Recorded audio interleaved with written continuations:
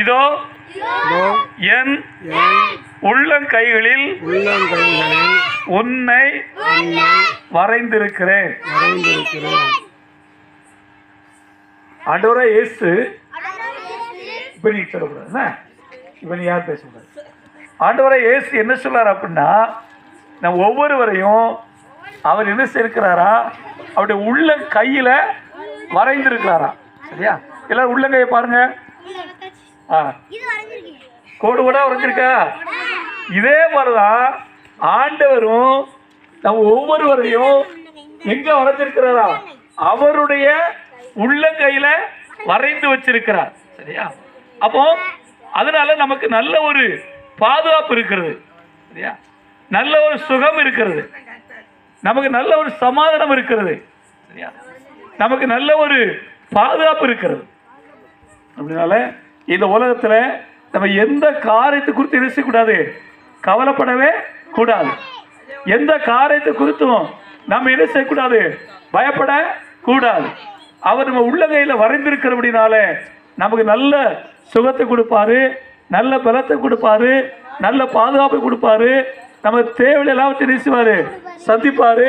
நம்மளுடைய குறைகள் எல்லாவற்றையும் அவர் நினைச்சுவாரு, நிறைவாக்குவாரு. குறிப்பாக படிக்கின்ற பிள்ளைகளுக்கு ஆண்டவர் நல்ல ஞானத்தை என்ன செய்வாரு, கொடுப்பாரு. உங்களுக்கு ஸ்கூலுக்கு போகும் பொழுது உங்களுக்கு ஒவ்வொரு நாளும் நிறைய பொருள் தேவைப்படும், அப்படித்தானே? பொருள் நோட்டு தேவைப்படலாம், இல்லைன்னு சொன்னா ஒரு பெண் வாங்கணும் என்கிற ஒரு சூழ்நிலை இருக்கலாம். இன்னும் சில பிள்ளைகளுக்கு ஸ்கூல்ல என்ன செய்யணும், கட்டணம் கட்டணும், அந்த மாதிரி இருக்கலாம். இல்லை ஸ்கூலுக்கு போகும்பொழுது நல்லா பண்ணங்களை வாங்கி சாப்பிடணுமே, காசு இல்லைன்னு சொல்லி என்ன செய்யலாம், நினைக்கலாம். அப்படியெல்லாம் இருக்கும் பொழுது ஆண்டவர் நமக்கு உதவி செய்து நம்ம தேவை எல்லாவற்றையும் என்ன செய்யறாரு, சந்தித்து நம்மளை அவர் என்ன செய்வாராம், வழி நடத்துவாராம். ஆனால் நீங்க என்ன செய்யணும் அப்படின்னா, உங்க உள்ளத்துல ஏற்படுகிற பிரச்சனை, உங்க உள்ளத்துல காணப்படுகிற பாரம், துக்கம் எல்லாவற்றையும் ஆண்டவராய் இயேசு கிறிஸ்து மீது என்ன செய்யணும், வைக்க வேண்டும். வசனம் சொல்கிறது, கர்த்தர் மேல உன் பாரத்தை நீ வைத்து விடு, அவர் உன்னை ஆதரிப்பார், நீதிமானை ஒருபோதும் தள்ளாட விட்டார். சரியா? அப்போ நமக்கு வரக்கூடிய எல்லா கஷ்டத்தின் மத்தியிலும், எல்லா வேதனையின் மத்தியிலும், எல்லா போராட்டங்கள் மத்தியிலும், துக்கத்தின் மத்தியிலும் ஆண்டவர் நம்ம கூடவே என்ன செய்வாரு, இருப்பாரு. அவர் நம்ம உள்ளங்கையில வரைந்திருக்கிறபடினால எந்த கஷ்டம் வந்தாலும் அந்த கஷ்டத்தை ஆண்டவர் என்ன செய்வாரு, மாற்றுவார். சரியா? அப்போ எல்லாரும் தெரிஞ்சுக்கொள்ளணும், நம்ம எல்லோரையும் ஆண்டவராய் இயேசு கிறிஸ்து எங்க வச்சிருக்கிறாரா, அவர் உள்ளங்கையில வச்சிருக்கிறார். எங்க வச்சிருக்கிறாரு? ஆமா. சிலர் சொல்லுவாங்க இல்லையா, என்ன சொல்லுவாங்க தெரியுமா, இந்த உலகமே என் கைக்குள்ள தான் இருக்குமாங்க. என்ன சொல்லுவாங்க, இந்த உலகமே எங்க இருக்கிறது, என் கைக்குள்ள இருக்குமாங்க, அப்படித்தானே சொல்லுவாங்க. அப்போ இந்த ஆண்டவரால் படைக்கப்பட்ட மனிதர்களே நாம் அப்படி சொல்லும் பொழுது ஆண்டவர் ஒவ்வொருவரையும் அவர் உள்ளங்கையில வரைந்து நம்ம கஷ்டங்கள் எல்லாத்தையும் என்ன செய்யறாரு, மாற்றுகிறார். அல்லேலூயா. சரி, இப்போ இங்க இருக்கிற எல்லாருக்கும் ஒவ்வொரு கஷ்டம் வரும், அப்படித்தானே? இங்க இருக்கிற எல்லாருக்கும் ஒவ்வொரு கஷ்டம் வரும். பெரியவங்களா இருந்தால் அவங்களுக்கு ஒரு கஷ்டம் வரும். சரியா? சின்ன பிள்ளைகளா இருந்தால் உங்களுக்கு ஒரு கஷ்டம் செய்யும் வரும். அந்த கஷ்டத்தின் மத்தியில் ஆண்டவர் உங்களுக்கு என்ன செய்வாரு, உதவி செய்வார். அல்லேலூயா. சத்தமா சொல்லுங்க. போன மாசம், சரியா, போன மாசம் எனக்கு ஒரு ரொம்ப கஷ்டமான சூழ்நிலை வந்துச்சு. எல்லாரும் கவனிக்கணும். சரியா? என்ன கஷ்டமான சூழ்நிலை அப்படின்னா, அதாவது இங்கிருந்து ஒரு 100 கிலோமீட்டர் கன்னியாகுமரி பக்கம், எங்க சொல்லுங்க, கன்னியாகுமரி பக்கம் ஒரு ஊருக்கு போயிருந்தேன். அந்த ஊருக்கு போன உடனே எல்லாம் கவனிக்கணும், அந்த ஊர்ல இதே மாதிரி ஒரு ஜெபக்கூட்டம், ஒரு சர்ச்சில் ஜெபக்கூட்டம் நடந்துச்சு. எல்லாம் கவனிக்கணும். அப்போ அந்த ஜெபக்கூட்டம் 8 மணிக்கு முடிஞ்சிச்சு. எத்தனை மணிக்கு முடிஞ்சிச்சு? ஆமா, 8 மணிக்கு முடிஞ்ச உடனே அடுத்து நம்ம பஸ் ஏறி எங்க வரணும், கழுமலைக்கு வரணும். 2.5 மணி நேரம் ஆகும், 3 மணி நேரம் ஆகும். எவ்வளவு நேரம் ஆகும்? 3 மணி நேரம் ஆகும். அப்படிப்பட்ட அந்த சூழ்நிலையில அந்த சர்ச்சிலிருந்து வெளியே வந்து எத்தனை மணிக்கு தெரியுமா, 8 மணிக்கு வெளியே வந்தேன். வந்த உடனே ஒரு பஸ் ஏறணும். பஸ் ஏற அந்த சூழ்நிலையில சரி மணி 8 ஆயிடுச்சு, கடையில் நினைச்சலாம் சாப்பிட்டு போயிடலாம் அப்படின்னு சொல்லி கடையை வச்சுக்கிறேன் உட்காந்து அப்படி எதை ஏற்றுனா ஆண்டவர் நம்ம உள்ளவையில வளர்த்திருக்கிறாரு, நம்ம கஷ்டம் அவர் நினைச்சுவாரு மாற்றுவார் என்று சொல்றோம். உடனே அந்த கடையில சாப்பிட்டு முடிச்ச உடனே நினைச்சு பஸ் வந்தது. பஸ் வந்த அந்த அவசரத்துல என்ன பண்ண முடிச்சோம்னா கையில ஒரு கவர் வச்சிருந்தேன். அந்த கவர்ல 6000 ரூபாய் இருந்துச்சு. எவ்வளவு சொல்லுங்க? சத்தமா சொல்லுங்க. ஆமா, பஸ் வந்த உடனே அந்த கவர் அப்படியே கடையில் வச்சுட்டு இருந்துச்சுட்டேன். பஸ்ல ஏறிட்டேன். இப்ப படம் எங்க மாட்டிக்கிடுச்சு?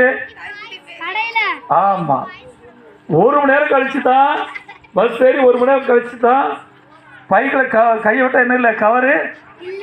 கஷ்டமா இருக்குமா இருக்காதா? எவ்வளவு கஷ்டம். ஆனா ஆண்டவர் என்ன சொல்லாரு, உங்க ஒவ்வொருவரையும் என் உள்ளங்கையில் நினைச்சிருக்கிறேன், வரைந்திருக்கிறேன். உங்க கஷ்டங்கள் எது இருந்தாலும் நினைச்சுவேன், மாற்றுவேன். சரியா? இப்போ கோயில்பட்டில இருந்து கழுவுல தூரம் பஸ் வந்துருச்சு. உடனே பஸ் நிப்பாட்டி கீழே இறங்கி ஒரு பைக் வந்துச்சு. அந்த பைக்கில் என்ன செய்றேன், நிப்பாட்டி ஏறினேன். அப்போ அந்த பைக்கில் ஏறணும்னு சொன்னாரு. என்னையா பிரச்சனை இந்த மாதிரி சொன்னேன். உடனே அவர் சொன்னாரு, நீ ஒன்றும் பயப்படாங்க சார், அந்த கடைக்காரங்க ரொம்ப நல்லவங்க, உன் காசு பத்திரமா இருக்கும் அப்படின்னு சொன்னேன். அல்லேலூயா. சரியா? அப்போ பாருங்க, நீ நல்லா கவனிக்கணும்.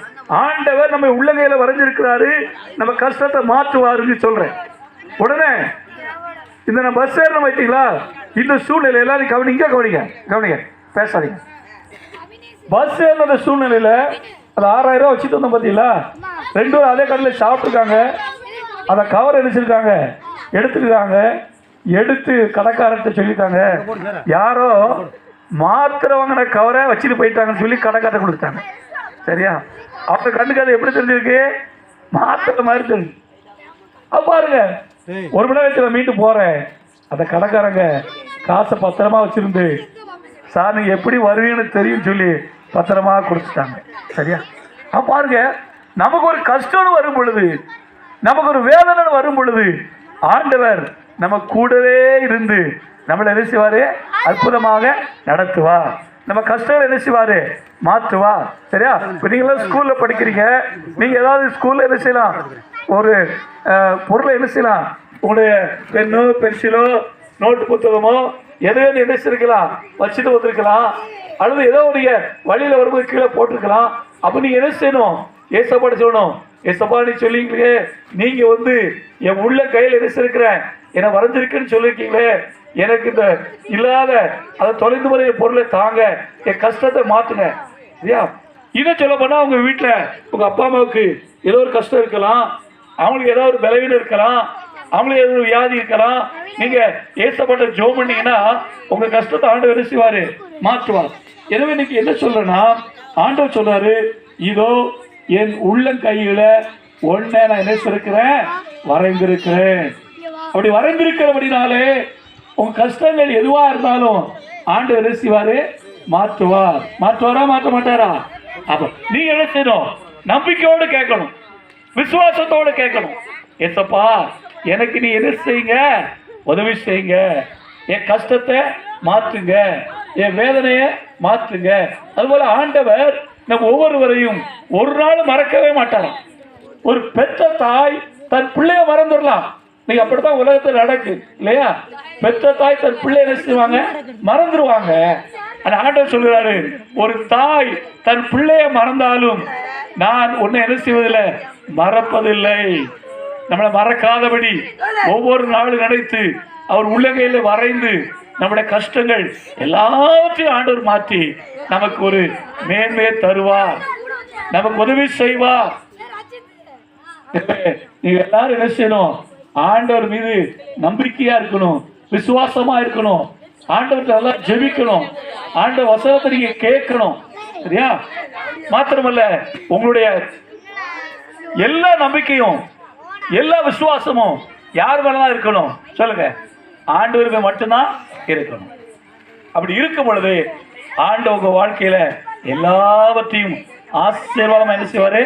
ஆண்டவர் சொல்றாரு, நான் உன்னை விட்டு விலகுவதும் இல்லை, உன்னை கைவிடுவதும் இல்லை. நான் உனக்கு சொன்னதை நிறைவேற்றும் அளவு உன்னை கைவிடுவதில்லை. அவர் உன்னை விட்டு விலகுவதும் இல்லை, உன்னை கைவிடுவதும் இல்லை. ஆண்டவர் நம்ம வாழ்க்கையில ஒவ்வொரு நாளும் நம்ம கூடவே வந்து நம்மளை என்ன செய்வாரு? ஆசீர்வதிப்பார். அல்லேலூயா. உங்களுக்கு இருக்கிற எல்லா காரியத்தையும் ஆண்டவர் பொறுப்பெடுத்துக் கொள்வார். சரியா? அந்த இன்னையிலிருந்து நம்ம செய்ய வேண்டிய ஒரு காரியம் என்னன்னா, சுவாமி எனக்கு உதவி செய்யுங்க, நான் நல்லா படிக்க உதவி செய்யுங்க, எங்க அப்பா அம்மா ஆசீர்வதிங்க, எங்க அப்பா அம்மா இருக்கிற கஷ்டத்தை மாற்றுங்க, என்னுடைய இருக்கிற எல்லா போராட்டங்களையும் மாற்றுங்க. சரியா? அப்படி சொல்லி ஏசப்பாட்ட ஜெபிக்கும் பொழுது ஆண்டவர் சொல்வாரு, உங்க ஒவ்வொருவரையும் நான் என்ன செய்கிறேன்? என் உள்ள கையில வரைஞ்சிருக்கிறேன், உன்னை நான் பாதுகாத்துக் கொள்வேன், உன்னை ஆசீர்வதிப்பேன் அப்படின்னு ஆண்டவர் செய்வாரு. ஆக கொடுப்பா. பாருங்க, போன புதன்கிழமை என்ன சொல்லுங்க? ஆமா, போன புதன்கிழமை நம்முடைய இரண்டாவது மகன் பாப்பா வந்து ஒரு நிகழ்ச்சி வச்சிருந்தோம். நிறைய பேர் வந்துட்டாங்க. சரியா? அப்ப ஆண்டவர் நல்லா நடத்தி கொடுத்தாரு. ஒரு கொலையெல்லாம் என்ன செய்றாரு? நடக்கிறாரு. அப்ப பாருங்க, அந்த நேரத்துல ஆண்டவர் வந்து நிறைய ஆசீர்வாதங்களை, நிறைய நன்மைகளை, நிறைய மக்களை கொண்டு வந்தார். ஆனா ஒரே காரியம் என்னன்னு கேட்டீங்கன்னா, ஒரு பெரிய மண்டபம், பெரிய நிகழ்ச்சி, எல்லாவற்றையும் ஆண்டவர் ஆசீர்வதிச்சாரு. ஆனா ஒண்ணு தெரியுமா? அந்த நேரத்துல எல்லாமே நல்லா ஆசீர்வாதமா குறையில்லாம நடந்திருக்கு. ஒரே காரணம் என்ன கேட்டீங்கன்னா, சரியா, நிறைய பேரு கையில நிறைய பணத்தை வச்சுட்டு செலவு பண்ணுவாங்க. சரியா? நிறைய காரியங்கள் இருக்கும். ஆனா எதுவுமே இல்லைனாலும் ஆண்டவர் அற்புதமா நடத்துறோம். அப்போ அந்த ஃபங்க்ஷன் நடக்கும் பொழுது, அந்த நிகழ்ச்சி நடக்கும் பொழுது ஒரு குட்டி பிள்ளை எல்லாம் கவனிங்க. தம்பி, உங்களே மாதிரி ஒரு குட்டி பிள்ளை யார் மாதிரி தெரியுமா? அந்த யாரு? அந்த புளு கலர் சட்டை எந்த? சரி, அதே மாதிரி ஒரு பாப்பா. சரியா? யார் மாதிரி? உன்னோட சின்ன பிள்ளை தான். யார் மாதிரி? அவளை விட சின்ன பிள்ளை. ஒரு பிள்ளை வந்துச்சு, அந்த மண்டபத்துக்குள்ள வந்து சொல்லுச்சு. என்ன சொல்லிச்சு தெரியுமா? மாமா ரொம்ப சூப்பர் அப்படின்னு. என்ன சொல்லுச்சு? குட்டி பிள்ளை அது எவ்வளவு அழகா பேசுச்சு, எல்லாமே ரொம்ப சூப்பர். சரி, ஒரு தடவை சொல்லிச்சு. அடுத்து நான் மேல போய் கீழே வரேன், ரெண்டாவது தடவை எல்லாம் சூப்பர் இருந்துச்சு. மூணாவது தடவை அதே பிள்ளை சொல்லிச்சு. ஆச்சரியமா இருந்துச்சு. ரைட்? அந்த பிள்ளை யாருன்னே தெரியாது. ஆனா பாருங்க, அந்த சின்ன பிள்ளை உள்ளத்துல கூட ஆண்டவர் ஒரு பெரிய நன்மையை கொடுத்து, ஆசீர்வாதத்தை கொடுத்து, அந்த சின்ன பிள்ளை மனசுல கூட ஆண்டவர் நிறைவேறிச்சிருக்கிறாரு, கொடுத்தாரு. சரியா? அப்ப எனக்கு அருமையான கர்த்தருடைய பிள்ளைகளே, இன்னைக்கு நம்ம வாழ்க்கையில அநேக நேரம் நமக்கு குறை வருகிறது, வேதனைகள் வருகிறது, போராட்டங்கள் வருகிறது. ஆண்டவர் சொல்கிறாரு, சிங்க குட்டிகள் தாழ்ச்சி எடுத்து பட்டினியா இருக்கும், கர்த்தரை தேடுறவர்களுக்கு ஒரு நன்மை செய்யாது, குறைபடாது. அல்லேலூயா. எனவே இன்னைக்கு ஆண்டவர் நம்மகிட்ட பேசுகிற ஒரு காரியம் என்னன்னா, உங்க ஒவ்வொருவரையும் என் உள்ளங்கையில நினைச்சிருக்கிறேன், வரைந்திருக்கிறேன். அல்லேலூயா. எதை குறித்து என்ன செய்யாதீங்க? கவலைப்படாதீங்க. எதை குறிச்சும் பயப்படாதீங்க. ஆண்டவர் கூட நினைச்சுவாரு, நடத்துவான். எல்லாம் எழுதிக்கலாமா? எல்லாம் எழுதுங்க. எல்லாம் எழுதுங்க.